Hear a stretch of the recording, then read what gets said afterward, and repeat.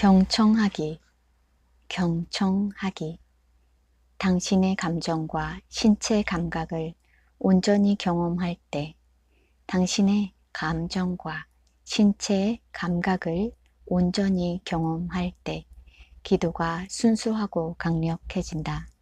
당신의 마음에, 그리고 지금 당신이 가장 힘들게 하는 일에 주의 깊게 귀를 기울인다.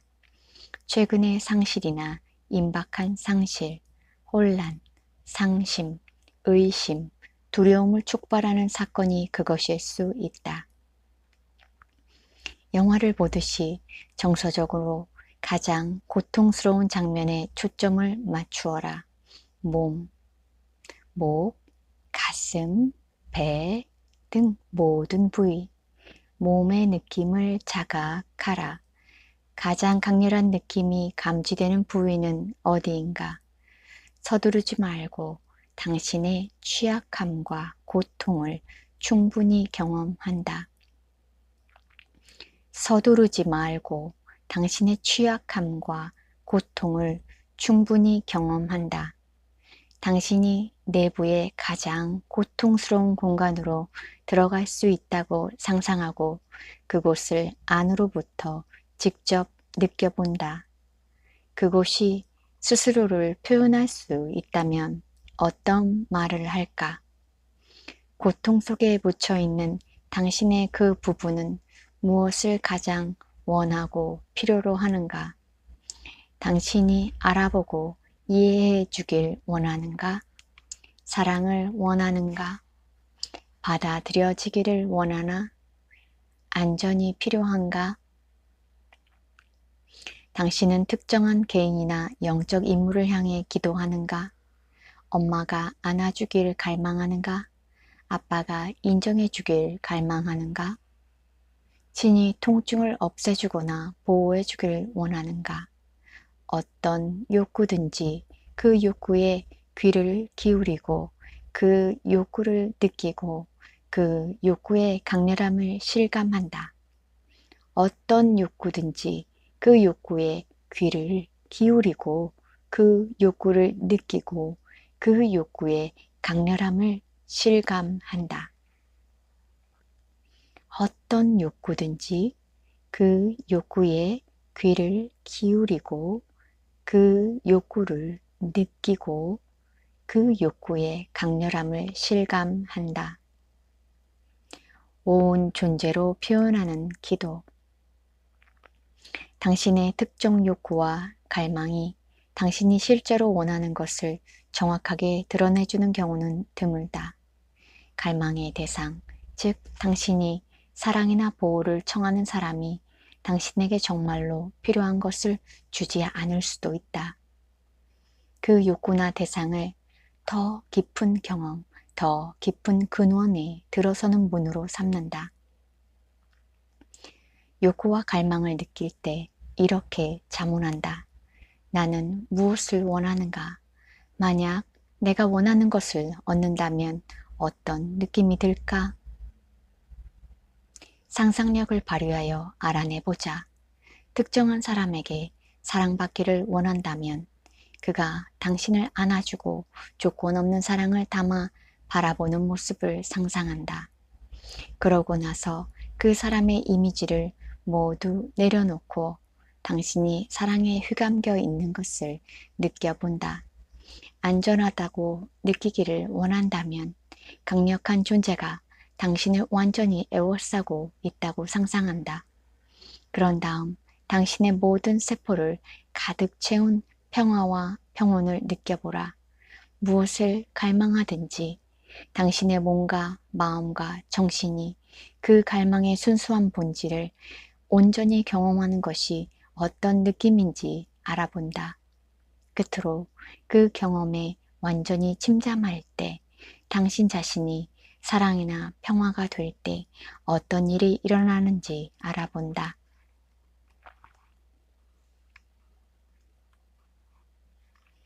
친밀하다는 것은 침묵을 느낀다는 것이다. 친밀하다는 것은 침묵을 느낀다는 것이다. 모든 것이 침묵의 공간에서 일어난다. 친밀하다는 것은 침묵을 느낀다는 것이다. 모든 것이 침묵의 공간에서 일어난다.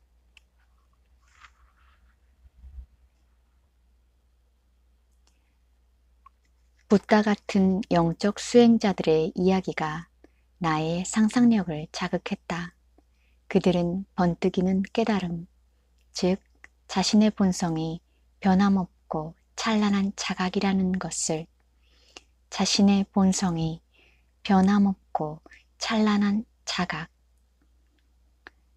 변함없고 찬란한 자각이라는 것을 불현듯 깨달아 자유로워지는 순간을 경험했다.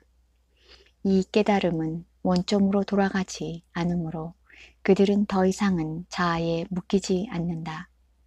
그 후부터 그들의 마음은 언제나 열려있고 그들의 정신은 명료하고 자유롭다. 나는 영원한 자유를 열렬히 추구했으나 그것은 나의 길이 아니었다. 깨달음은 점진적이었고 자아의 미망은 여전히 끈질기고 고통스럽게 느껴졌다. 나의 유별난 성향에 대해 이야기하면 수련생들은 그 수십 년 동안 대체 무엇이 달라졌는지 자주 궁금해한다. 예전과 지금의 차이는 이렇다.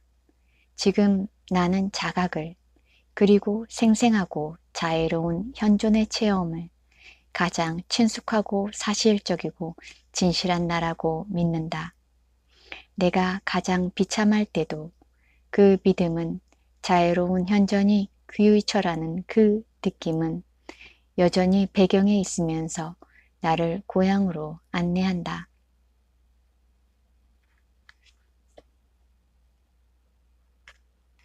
내가 결함이 있다고 느끼며 달라지려고 끝없이 싸웠지만 해답은 싸움을 멈추는 것임을 깨달았을 뿐인 적이 얼마나 많았던가. 자아가 팽창하는지 위축하는지는 중요하지 않았다. 고통은 계속되는 싸움 속에 있었다. 고통은 계속되는 싸움 속에 있었다. 내 안에서 온화한 목소리가 들렸다. 멈춰. 그냥 멈춰. 나는 멈추고 싶었다. 내려놓는 지혜를 알고 있었다. 하지만 내 몸은 집착하고 괴로워하고 상황이 바뀌기를 갈망하고 결함이 있는 것을 두려워했다. 그 목소리가 다시 들려왔다. 타라, 제발 멈춰. 그리고 다시 한번 그때까지 수없이 경험했듯이 자애로운 자각을 통해 나는 진실을 받아들일 수 있었다. 어느새 나는 고개를 숙이고 기도하는 자세로 손을 맞잡고 있었다. 나는 단호하게 통제하려는 자아를 다정하게 자각하고 있었다. 나는 어느 것도 없애려고 애쓰지 않았다. 나는 어느 것도 없애려고 애쓰지 않았다. 어느 것도 없애려고 애쓰지 않았다. 더 커다란 어떤 것에 속한 이 모두를, 더 커다란 어떤 것에 속한 이 모두를 그냥 인식하고 있었다. 싸움이 멈추었다. 내 마음속의 말들, 무엇이 잘못인지에 대한 생각이 줄어들었다. 게다가 자아의 거품이 소멸했다. 나의 세계가 열리며 크고 고요한 공간이 되고 따스하고 다정한 기운이 넘쳐 흘렀다. 감정과 생각이 떠오르기 시작할 때 나는 특별한 사람의 조짐을 알아차렸다. 내가 해냈어. 나는 항복했고 여기서 벗어났어. 그러나 얼마 후 당연히 안 돼. 다시 돌아왔잖아.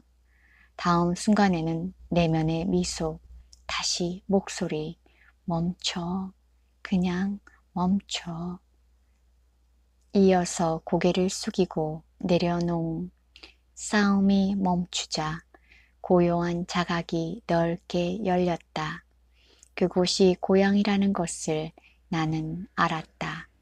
아울러 나는 평화를 느끼고 나의 참 자아를 믿었다.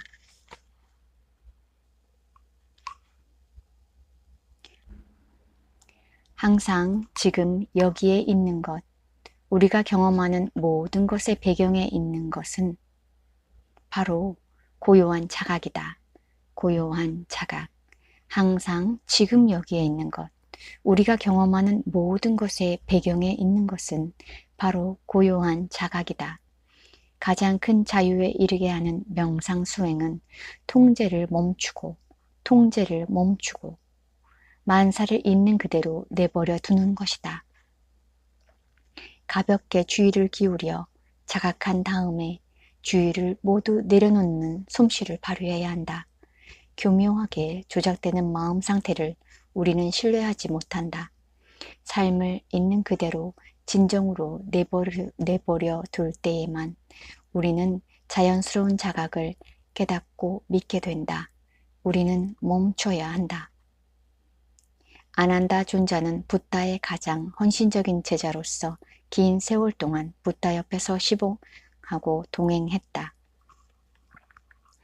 회합이 있기 전날 아난다 존자는 밤새 열심히 수행하여 해탈을 이르기 전에는 멈추지 않겠다고 서원을 세웠다. 하지만 극한의 노력에도 진전이 없었다. 새벽이 다가오자 몹시 지치고 낙담한 아난다 존자는 노력을 내려놓고 쉬기로 결정했다. 그 상태에서 주의를 기울이되 성과에 집착하지 않는 상태 항상 지금 여기에 있는 것, 우리가 경험하는 모든 것의 배경에 있는 것, 항상 지금 여기에 있는 것, 우리가 경험하는 모든 것의 배경에 있는 것은 바로 고요한 자각이다. 고요한 자각. 항상 지금 여기에 있는 것, 우리가 경험하는 모든 것의 배경에 있는 것은 바로 고요한 자각이다. 가장 큰 자유에 이르게 하는 명상 수행은 통제를 멈추고 만사를 있는 그대로 내버려 두는 것이다. 통제를 멈추고 만사를 있는 그대로 내버려 두는 것이다. 가볍게 주의를 기울여 자각한 다음에 주의를 모두 내려놓는 솜씨를 발휘해야 한다. 교묘하게 조작되는 마음 상태를 우리는 신뢰하지 못한다. 삶을 있는 그대로 진정으로 내버려 둘 때에만 우리는 자연스러운 자각을 깨닫고 믿게 된다. 우리는 멈춰야 한다. 아난다 존자는 붓다의 가장 헌신적인 제자로서 긴 세월 동안 붓다 옆에서 시봉하고 동행했다. 그 세월 내내 존자는 깨달음에 이르기 위해 열심히 수행 정진했다. 존자는 명상을 하고 더없이 관대했으며 지혜로운 말을 하고 마음이 선량했다. 하지만 붓다가 열반에 든 후 깨달은 수행자들의 대규모 회합이 계획되었지만 아난다 존자는 참석할 자격이 없었다. 대단히 자유롭고 현명하다고 존경을 받았지만 아난다 존자는 아직 내면의 자유를 얻지 못했기 때문이다. 회합이 있기 전날 아난다 존자는 밤새 열심히 수행하여 해탈에 이르기 전에는 멈추지 않겠다고 서원을 세웠다. 하지만 극한의 노력에도 진전이 없었다. 새벽이 다가오자 몹시 지치고 낙담한 아난다 존자는 노력을 내려놓고 쉬기로 결정했다. 그 상태에서 주의를 기울이되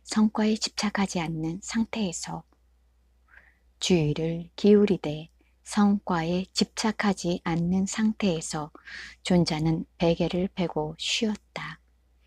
그리고 해탈에 이르렀다. 주의를 기울이되 성과에 집착하지 않는 상태에서 쉬었다. 그리고 해탈에 이르렀다.